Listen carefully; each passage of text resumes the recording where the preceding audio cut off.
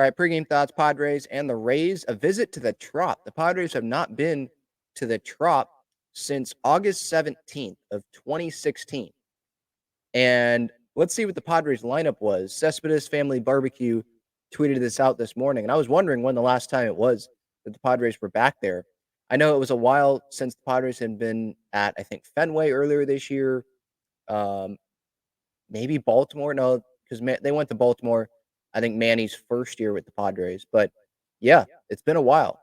And the Rays lineup, I mean, like it does almost every year, looks a lot different. And the Padres lineup was Travis Jankowski. He was in center leading off. Then it was Will. Then Solarte, Yangervis Solarte. Alex Dickerson was DHing. Ryan Schimpf was in left. Christian Bethencourt was catching, who ended up being a Tampa Bay Ray. Brett Wallace at first. To me, whenever I was watching Brett Wallace, whether it was in person at Petco or on TV, he just didn't seem like a baseball player, you know? I don't know. Alexi Ramirez was at shortstop, Nick Noonan at second base, and then Christian Friedrich was the starting pitcher in that game. Chris Archer was the starting pitcher in that game for the Rays. Some fans are probably like, Ben, just get to this game. Who cares? No one cares. But I'm a Padres fan that was watching those games back then, in those days where the Padres were not winning as many games. They were not winning as many games the entire year as they already have now. They have 76 wins right now. There were some seasons that it wasn't that great. For example, just looked up the 2016 record. Obviously, Andy Green is the manager, 68 and 94. So the Padres already have more wins, and we're not in September yet, than what the Padres had all of that 2016 season. So next time we want to complain about something little with the roster or whatever, let's be a little bit appreciative of where we're at. And like I talked about on the show last night, big picture, they're still in a good spot. Sure, you wanted to win 3 out of 4 in this last series, Met series as well, but they're still in a good, comfortable spot to get into the postseason. Go read Kevin Acey's Padres Daily. He had a chart of what the Padres have to do, what the Padres would have to do for the Mets and I think the Cubs to make the playoffs, and how good those teams would have to do, and how bad how mediocre the Padres would have to be. And that's not the way that they're playing. Since the All-Star break, they've been really good since the All-Star break. But getting to today, Martin Perez on the mound for the Padres, Taj Bradley on the mound for the Rays. Bradley had a really good start to the season, but if you've noticed in his game logs, last couple of outings he went 6 innings, but the 2 outings before that, 4 2/3, 4 1/3, he will give up hits, 7 hits in 3 of his last 4 outings, 6 earned runs on August 12th against Houston, 3 earned runs on the 19th, and his last outing against the Dodgers gave up 5 earned runs, gave up a couple of home runs there. He's given up a homer in each of his last 3 outings. So that's actually a kind of a common theme between him and Perez, both starters today. They give up homers. Martin Perez, since joining the Padres, he has given up, 6 home runs? Yeah, he's given up at least 1 home run in all of his 5 starts with the Padres. Obviously, his first 3 starts were, I'm definitely taking that, outperformed expectations. His last couple of outings, though, he has not been able to reach 5 innings.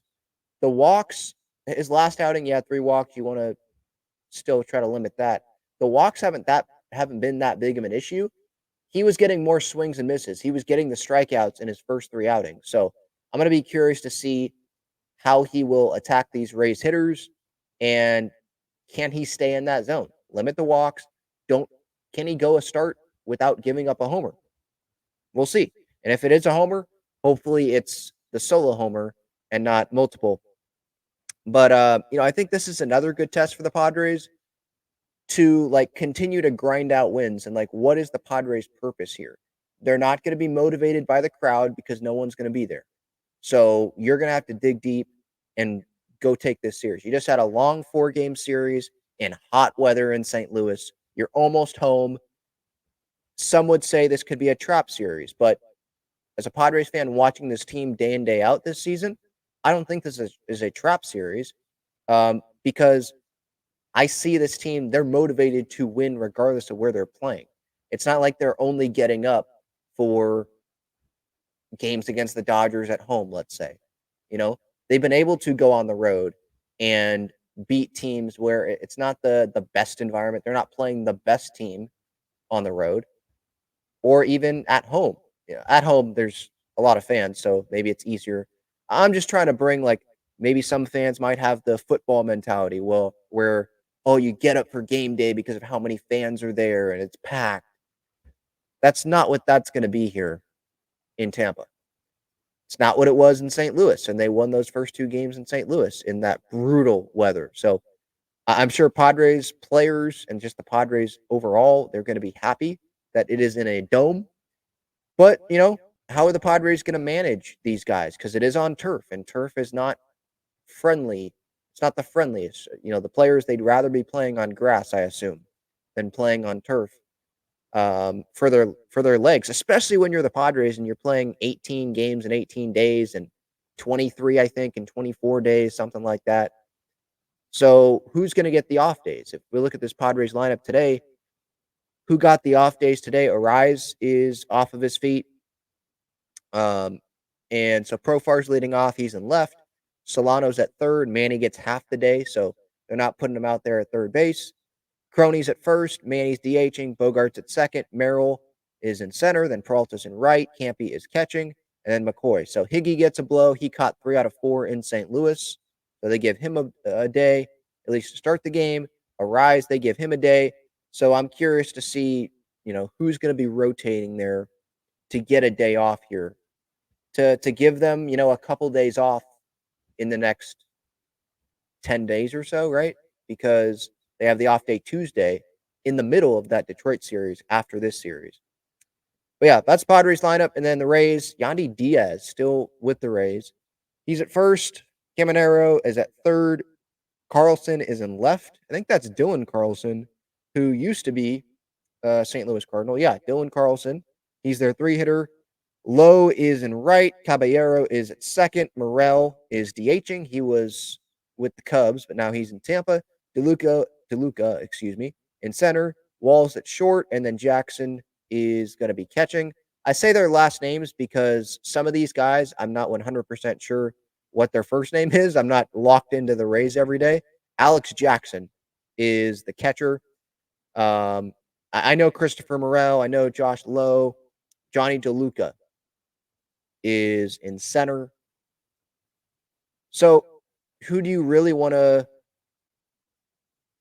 hone in on here if you're Martin Perez and not stay away from, but really be focused here? Yandy Diaz, Caminero, Carlson, and Lowe. Those are the 3 guys that stick out to me. But this Rays team, luckily, or maybe not, but the Padres, they're facing the Rays while the Rays have already sold off pieces. The Rays, they're about a 500 team. They're 4th in the AL East. They're not playing for a postseason berth. They're not going to make the postseason. But I think it's all righties coming up in this series. So we'll see what the lineups look like. Bullpen, it's in a pretty good spot coming off of yesterday, because yesterday, obviously, Suarez, Scott, Adam, Estrada, they all didn't have to pitch. So, Hoeing, I think they could go back-to-back days with him. He had 10 pitches yesterday. They probably wouldn't go with Matsui or Morahone unless they needed to. They could go back-to-back days. It's not like they threw a ton of pitches. But when you have that, you have your best relievers, you can go Estrada, if Perez can give you 5, and you just go Estrada right there in the 6th inning. My underdog fantasy pick for today, Manny Machado, 1.5 hits, runs, RBIs. I go higher on that. He is hitting well. He is, the Manny Machado. I'm taking this team and carrying them on my back. Like, that's what he is now. He keeps getting further away from that surgery, and it seems like he's feeling good. So I'm going to go with Manny, who obviously has the DH today, like I brought up a little bit earlier. Give your thoughts in the comments going into this Rays Padres series. See ya.